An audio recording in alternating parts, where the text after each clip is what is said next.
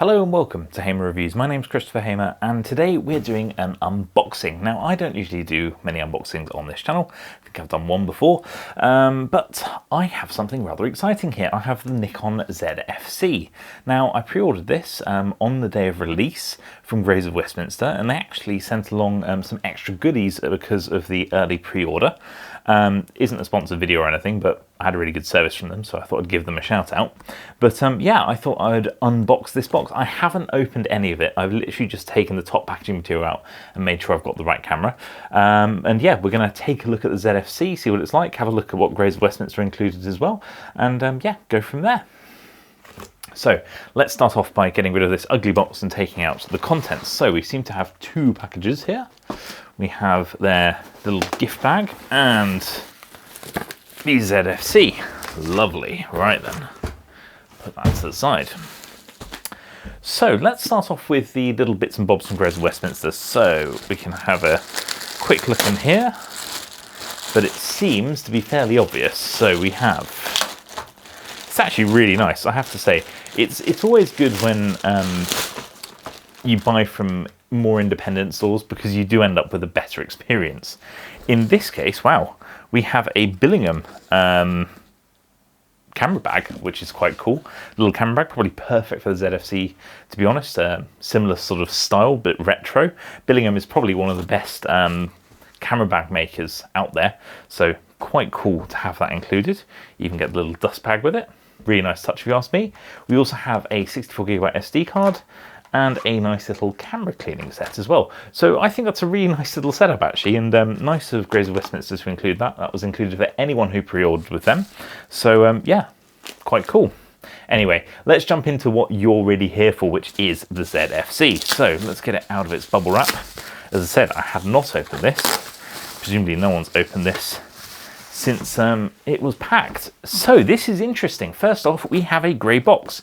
Why is that interesting? Well, all my other Nikon gear from the Z series has come in black and yellow boxes, so they're clearly playing with the retro theme. We're going back to that lovely Nikon grey and the silver writing. So I really like this. I think this looks really good. Excuse that slight cut. I suddenly panicked and realised I hadn't turned on the overhead camera, which I'd specially set up for this little unboxing. So here we are. Right then, into the ZFC box we go. So open it up and we are met with the usual. This is some paperwork. We've got the manuals. Interesting, fully printed manuals for a whole load of languages actually. So this is clearly the European version. Going underneath. Right. One thing I have been wondering is, do we get a different strap? And I think this might be slightly different actually. So that's quite interesting. We also receive a charger. This looks different to me. I can't remember if my Z50 charger, because I don't really use it, I use the micro USB, but I can't remember if the Z50 charger has had it sort of block built in or whether it had a cable attached. But yeah, nice little compact charger, the MH32, for any of you that are interested. We get a little battery. I'm guessing this is the exact same as the Z50 as well. Yep, an ENEL25. And of course, the thing that you're really here for, the ZFC. Right, let's get inside here. Oh, this already looks fantastic. I can tell you that right now. Right then, here we have it. The ZFC. Wow, it feels, it's really strange. It looks like it's metal, and actually I really tried hard not to read too much online before receiving mine. It was quite difficult. But it does seem like this is actually a plastic construction with sort of leatherette effect. Yeah, it's a sort of rubber. Interesting that Nikon went with that. I'm going to be honest with you. Pulling this out of the box, it feels very plasticky, and dare I say a little bit cheap. And I'm not knocking Nikon here.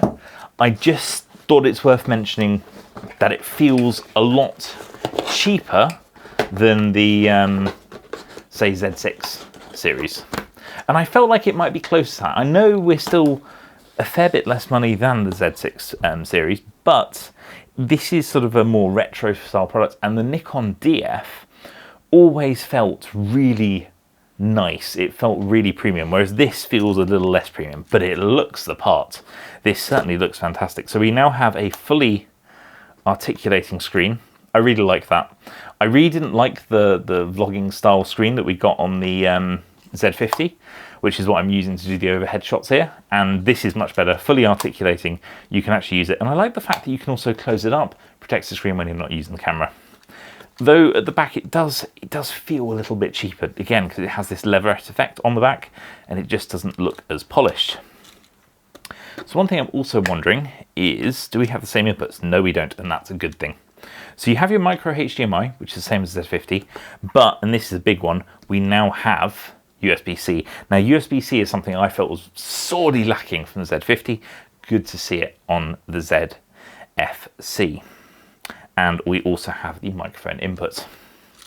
So very similar to the Z50, as you'd expect. This is the same in terms of internals as the Z50, however, in a retro package. Looking at this in terms of the viewfinder, quite interesting. We've got a circular hole reminiscent of the F-mount series cameras, comes off, nice little plastic surround. It is very clearly though the same electronic viewfinder as we're going to find on the Z50, so again, no changes there. If I open up the battery mount, or rather struggle to open it up, I always do with these. Yeah, very similar layout to the Z50. You have the battery port and an SD card slot. Now we can put the battery in. I'm presuming Nikon's left a little bit of charge in, they usually do. And just see if that starts up.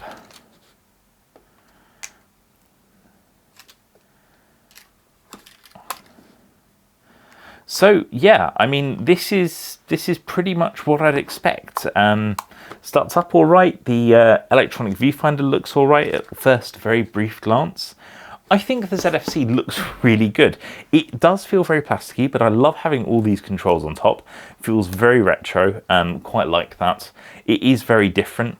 This isn't going to be a camera for everyone. I think it's going to be interesting to see how it sort of compares to the Z50 and indeed the Z6 II. This does have some interesting features the Z50 doesn't.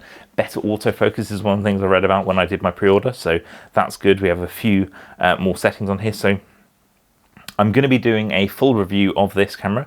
I'm also going to be doing a second video, which I'm going to record in a moment and then release very soon, on me initially setting it up, just changing it to my personal preferences in terms of settings. But yeah, here we have it. This is the ZFC. Looks really good. I'm going to do one last thing, which is have a look at the camera strap, because I do suspect this is a little bit different, and I can confirm it's sort of a slightly more retro design of the Z-mount series camera's camera strap. Quite like that. It looks good. Bit different. So there we have it. The Nikon ZFC unboxed.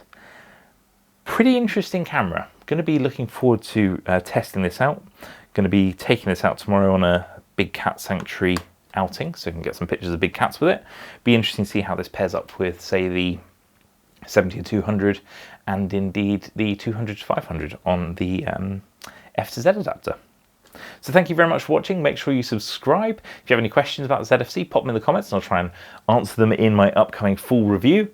And if you enjoyed the video, give it a thumbs up. If you didn't, the other button works just fine too. Thank you very much for watching, and I do hope I see you again next time. Goodbye.